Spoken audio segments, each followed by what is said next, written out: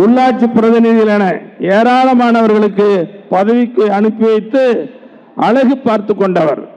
அது மட்டுமல்ல, தான் மட்டும் எந்த பதவிக்கும் செல்லாமல் மக்களுக்காக போராடுகிற ஒரே தலைவர் காந்தியடிகளுக்கு பின்னர் மருத்துவரையா மட்டும் என்பதைத்தான் இந்த நாடு உணர்கிறது. தமிழ்நாட்டின் வலிமையான, தவிர்க்க முடியாத, அங்கீகரிக்கப்பட்ட சக்தியாக பாட்டாளி மக்கள் கட்சி நீடித்து சமீப காலமாக பாட்டாளி மக்கள் கட்சி சற்று தேக்க நிலையில் அங்கீகாரத்தை இழந்து நிற்கிறது. எனவே பாட்டாளி மக்கள் கட்சி மீண்டும் வலிமையான கட்சியாக பலப்படுத்த வருகின்ற 2026 சட்டமன்ற தேர்தலில் மிகப்பெரிய வெற்றியை பெறும் வகையில் பாட்டாளி மக்கள் கட்சியை வாக்குச்சாவடி அளவிலும் பலப்படுத்தி நம்முடைய நிர்வாகிகளான மாநில, மாவட்ட, மாநகர, நகர, பேரூர் உள்ளிட்ட அமைப்புகள், அணி துணை நிர்வாகிகள் போன்றவர்களெல்லாம் ஊக்கத்துடன் செயல்பட்டு கட்சியை பலப்படுத்த வேண்டும் என்பதற்காக நிறுவனராக இருந்த நம்முடைய சமூக நீதி காவலர் மருத்துவரையா அவர்கள் கட்சி அமைப்பு விதி 13 திருத்தங்களின்படி கட்சியின் தலைவராக நிர்வாக குழு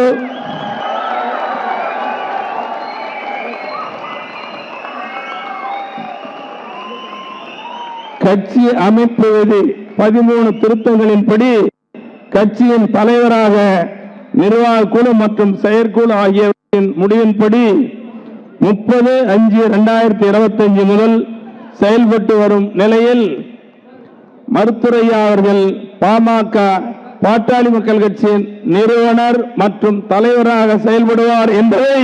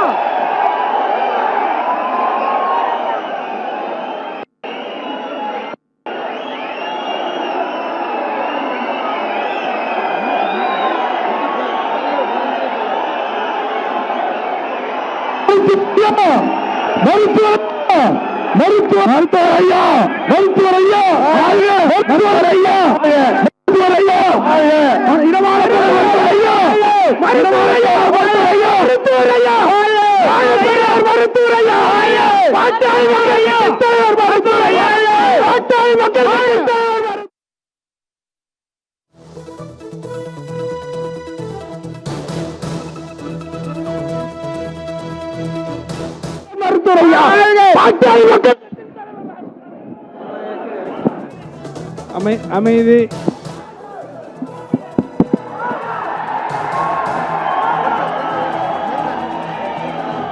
அமைதி அமைதி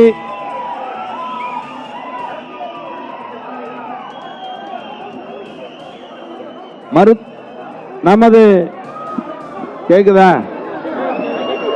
நமது குலதெய்வம் மருத்துவரையா அவர்கள் பாட்டாளி மக்கள் கட்சியின் நிறுவனர் மற்றும் தலைவராக செயல்படுவார் என்பதை 17/8/2025 இன்றைய மாநில சிறப்பு பொதுக்குழு ஒருமனதாக அங்கீகரிக்கிறது.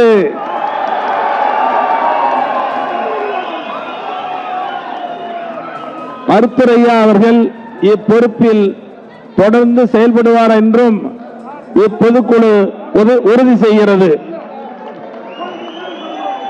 தோன்றின் புகழோடு தோன்றுக, அக்தலர் தோன்றலின் தோன்றாமை நன்று என்ற பொய்யாமொழிக்கு இணங்கவும், மண்ணில் மனிதன் தோன்றுவதும் வாழ்வதும் மறைவதும் நியதி என்றாலும்